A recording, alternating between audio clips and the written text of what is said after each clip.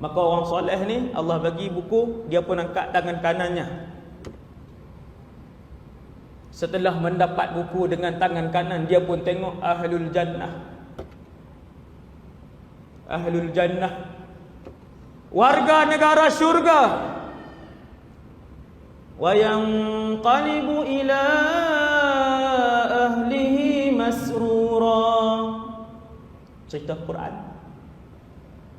Lalu dia pun berlari-lari mendapatkan ahli keluarganya yang lain yang juga ahli syurga.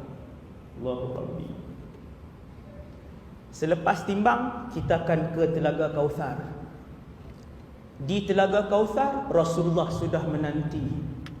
Di Telaga Kautsar, manusia sudah mula mengukirkan senyuman.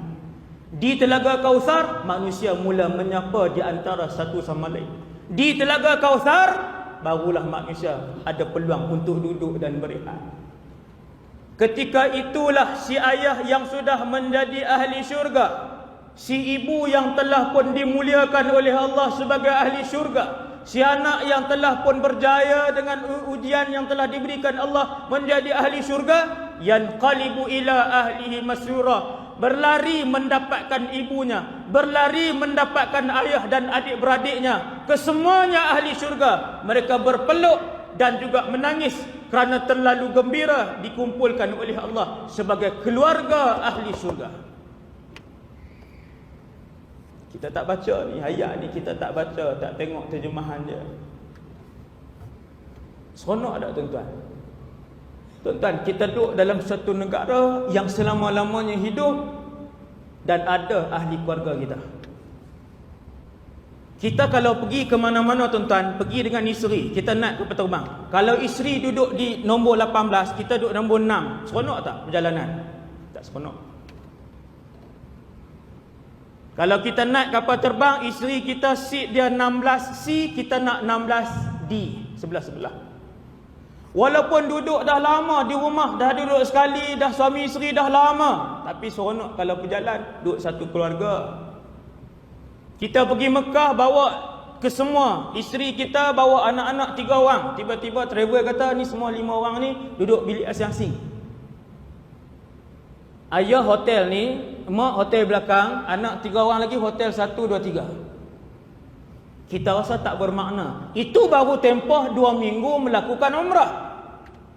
Apatah lagi satu tempoh yang diisytiharkan di hadapan semua makhluk di padang mahsyar, selama-lamanya kamu di akhirat. Tiba-tiba tak duduk, tidak tinggal sekali.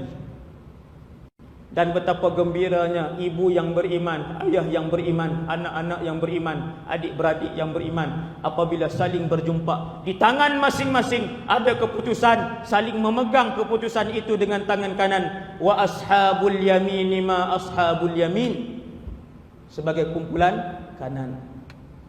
Seronok tuan-tuan, keadaan waktu itu sangat seronok. Bila habis ditimbang yang ahli syurga, habis ditimbang yang ahli neraka, kata Nabi SAW, Allah tarik perhatian keseluruhan warga mahsyar. Sila lihat ke hadapan. Lalu didatangkan satu makhluk Allah yang bernama kematian. Dibawa makhluk Allah yang bernama kematian. Subhanallah.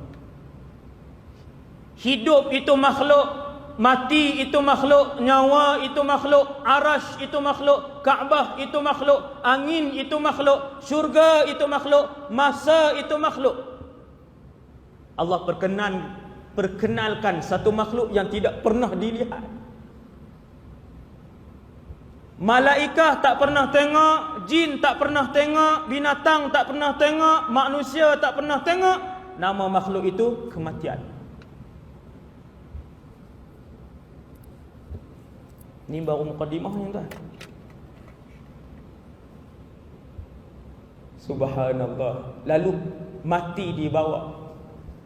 Mati dibawa. Datang ke hadapan. Semua manusia melihat-lihat kematian buat kali pertama.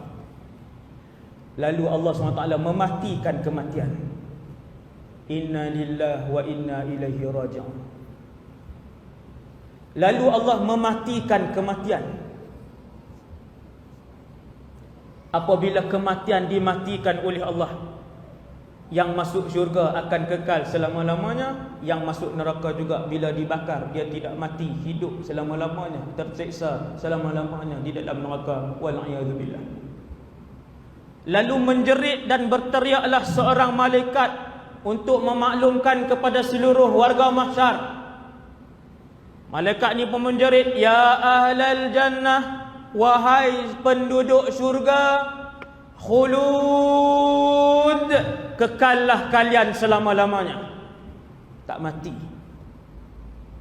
Lalu malaikat berteriak kepada sebelah yang kirinya, ya ahlan nar, wahai penduduk neraka, khulud, kekallah kalian selama-lamanya.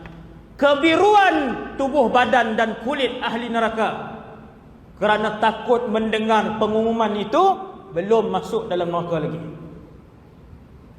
Subhanallah.